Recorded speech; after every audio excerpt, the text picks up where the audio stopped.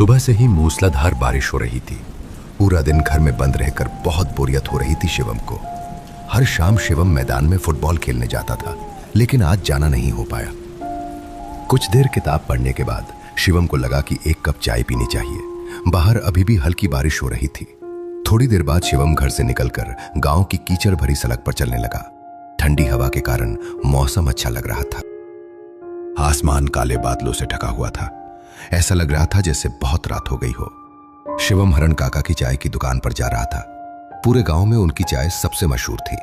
सिर्फ शिवम को ही नहीं, बल्कि गांव के हर इंसान को उनकी चाय बहुत पसंद थी। लोग मजाक में कहते थे कि हरण काका चाय में अमृत मिलाते हैं, तभी इतनी स्वादिष्ट बनती है। लेकिन एक बात बहुत अजीब थी, हरण काका अपनी दुकान आधी रात तक भी खुले रखते हैं। एक बार शिवम ने हरण काका से पूछा भी था कि वो इतनी रात तक दुकान क्यों खुली रखते हैं। फिर हरण काका का जवाब था, इस गांव में कुछ ऐसे ग्राहक हैं जिनके लिए दुकान खुली रखनी पड़ती है। जब शिवम दुकान पर पहुंचा तब वहां पहले से 2 आदमी बैठे थे। वो हरण काका से बातें कर रहा था। शिवम बेंच पर बैठकर हरण काका से सवाल किया, कैसे हैं काका? बस किसी तरह ठीक हूं। अरे किसी तरह क्यों? अगर तुम बीमार होकर मर गए तो हम लोग क्या करेंगे? इस गांव के सारे चाय के शौकीन दुख से मर जाएंगे। शिवम की बात सुनकर हरण काका हल्का सा मुस्कुरा दिए। तभी पास बैठा आदमी बोला, इतनी चिंता मत करो, ये इतनी आसानी से नहीं मरेगा। हो सकता है इसके पहले आप ही मर जाएं। उस आदमी की बात सुनकर शिवम भी मुस्कुरा पड़ा। फिर बोला, मौत जब लिखी होगी तब तो मरना ही पड़ेगा। हरण काका, मैं आपकी दुकान पर सिर्फ चाय पीने नहीं आया हूँ। तो किस लिए आया है इतनी रात में?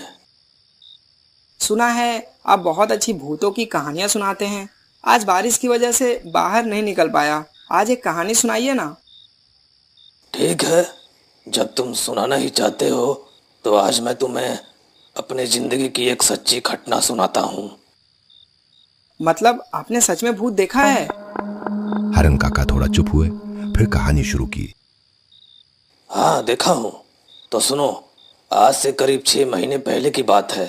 मैं शहर गया था दुकान का सामान खरीदने। अक्सर मुझे सामान लेने शहर जाना पड़ता है, लेकिन उस दिन लौटते लौटते काफ़ी देर हो गई। नदी पार करने गया तो बड़ी मुसीबत हो गई। घाट पर एक भी नाव नहीं थी। थक कर मैं नदी किनारे काफ़ी देर तक इंतजार किया। तभी अचानक मेरे कानों में पानी की आवाज़ आई। मैंने नदी की तरफ देखा, एक नाव मेरी तरफ आ रही थी। नाव देखकर मैं बहुत खुश हो गया। सोचा चलो आखिरकार घर लौट पाऊंगा। मैंने नाव वाले को आवाज़ लगाई, अरे ओ माझी इधर आओ। माझी मेरी बात सुनकर नाव लेकर पास आ गया। मैं नाव में जाकर बैठ गया।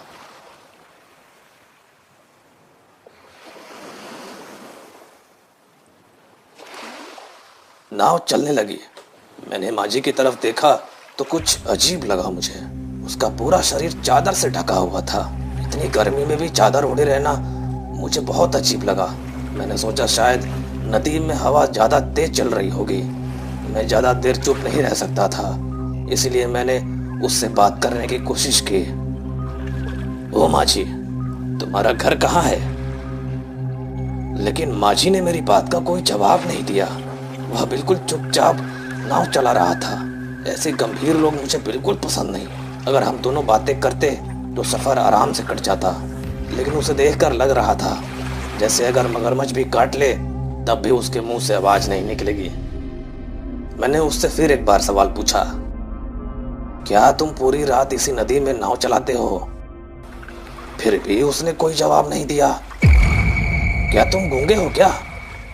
और इतनी गर्मी में ये चादर ओढ़कर क्यों बैठे हो? मेरी बात सुनकर माझी ने बड़ी लाल आंखें से मेरी तरफ देखा। उसकी आंखें खून की तरह लाल थी। उसकी नज़र देखकर मैं थोड़ा डर गया। साथ ही खुद पर गुस्सा भी आया। बेवजह उसे क्यों छेड़ दिया? अगर वो मुझे नदी में फेंक दे तो? इसीलिए मैंने डरते डरते नरम आवाज में कहा, नहीं, ऐसे पूछ रहा था, कम बोलना अच्छी बात है। तभी माझी ने धीरे धीरे अपने चेहरे से चादर हटाई। उसका चेहरा देखते ही मेरा जान जैसे निकल गया। मेरे हाथ पांव बर्फ जैसे ठंडे हो गए। मैं डर के मारे जोर से चीख पड़ा, हे भगवान बचाओ बचाओ, ये क्या है, बचाओ। लेकिन मुझे पता था इतनी रात को मेरी मदद के लिए कोई नहीं आएगा। घाट अभी भी बहुत दूर था। मैं समझ नहीं पा रहा था कि क्या करूं। तभी वह डरावनी आवाज मेरे कानों में गूंजने लगी।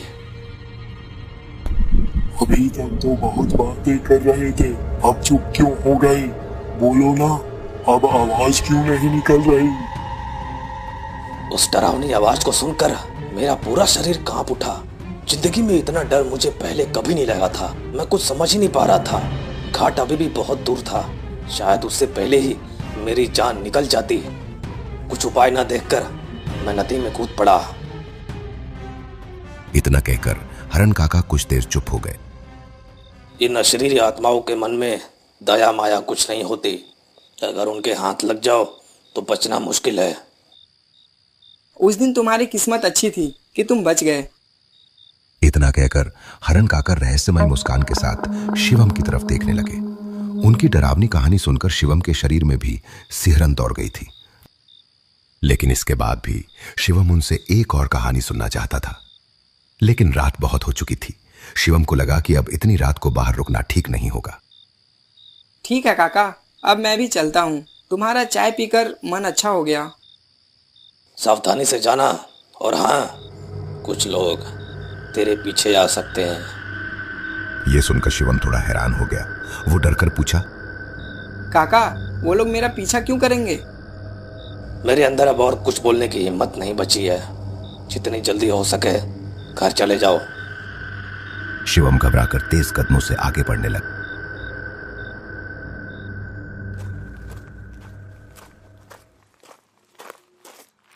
हो सकता है हरण काका गलत सोच रहे हों। इतना डरने की जरूरत नहीं थी। शिवम सोचते सोचते और अपने मन को शांत करते करते चलता जा रहा था। चारों तरफ झिंगुरों की आवाज गूंज रही थी। हरण काका की बातें बार बार याद आ रही थी। अगर उनकी बात सच हुई तो शायद आज शिवम घर वापस नहीं जा पाएगा। उसके पास लूटने जैसा भी कुछ नहीं था। घर से निकलते समय शिवम कुछ लेकर नहीं आया था। जेब में सिर्फ 30 रुपए थे। शिवम जितना तेज चल सकता था चलता जा रहा था। तभी पीछे किसी के कदमों की आवाज सुनाई दी। शिवम अचानक पीछे मुड़ा और देखा हरण काका की चाय की दुकान वाले वही दो आदमी उसके पीछे आ रहे थे। तब शिवम को समझ आया हरण काका सही कह रहे थे। लेकिन ये लोग आखिर चाहते क्या थे? कुछ दूर जाकर फिर पीछे मुड़कर देखा, लेकिन इस बार वहां कोई नहीं था। शिवम ने इधर उधर देखा। पूरा रास्ता बिल्कुल सुनसान था। उसके अलावा वहां कोई भी नहीं था। तभी अचानक शिवम को अपने कंधे पर किसी के हाथ का स्पर्श महसूस हुआ। उसका पूरा शरीर डर से कांप उठा। वो तुरंत पीछे मुड़ा और देखा वही दोनों आदमी ठीक पीछे खड़े थे। दोनों शिवम की तरफ घूरकर बेहद डरावनी मुस्कान देने लगे। शिवम ने जिंदगी में इतनी भयानक हंसी कभी नहीं देखी थी। उनके चेहरे इंसानों जैसे नहीं लग रहे थे। फिर उनमें से एक अजीब आवाज में बोला, आप लोग मेरा पीछा क्यों कर रहे हैं? देखिए, मेरे पास कुछ नहीं है। दया करके मुझे जाने दीजिए। मेरी सेठ कोई बेच नहीं सकता, कोई टिक नहीं सकता। तुझे हमारे खून की कीमत चुकानी होगी।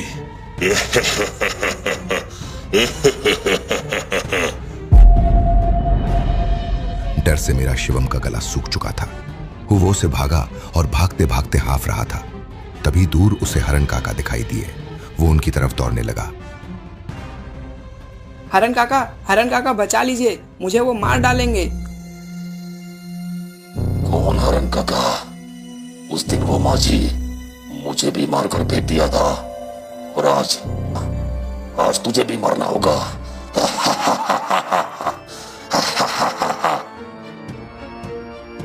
हरण काका अचानक जोर जोर से हंसने लगे। उनकी हंसी सुनकर शिवम के शरीर में सिहरन दौड़ गई। वो हरण काका जैसे लग ही नहीं रहे थे। उनका पूरा शरीर खून से सना हुआ था। शिवम कुछ भी समझ नहीं पा रहा था। डर के मारे शिवम ने अपनी आंखें बंद कर ली। अचानक सब कुछ अंधेरे में डूब गया और फिर तेज टॉर्च की रोशनी पड़ी। फिर शिवम ने आंखें खोली। धीरे धीरे शिवम ने आंखें खोली तो देखा सामने एक आदमी खड़ा था, टॉर्च हाथ में लिए। वो शिवम का पड़ोसी था।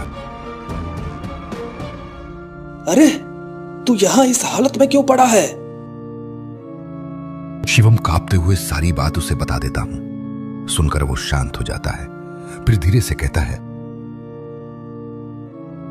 तुझे नहीं पता क्या?